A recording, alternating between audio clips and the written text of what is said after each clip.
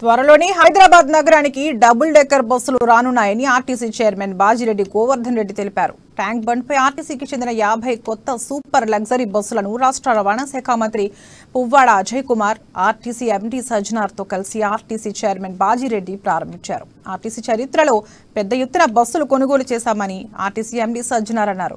త్వరలోనే ఎలక్ట్రికల్ బస్సులు అందుబాటులోకి తెస్తామన్నారు. సమిష్టి కృషితో ఆర్టీసీ అద్భుతంగా ముందుకెళ్తోందన్నారు.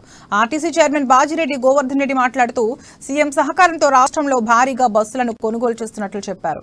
ఏటా బడ్జెట్లో 500 కోట్ల రూపాయలు సీఎం కేసీఆర్ కేటాయిస్తున్నారని ఇందుకు కృతజ్ఞతలు తెలిపారు. సిబ్బంది కృషి వల్లే ప్రతి నెలా నష్టాలు తగ్గుతున్నాయన్నారు. డీజిల్ ధరలు పెరిగినా ఆర్టీసీ ఛార్జీలు పెంచలేదని సిబ్బందికి పెండింగ్ లో ఉన్న 5 డిఏలు ఇచ్చినట్లు వివరించారు.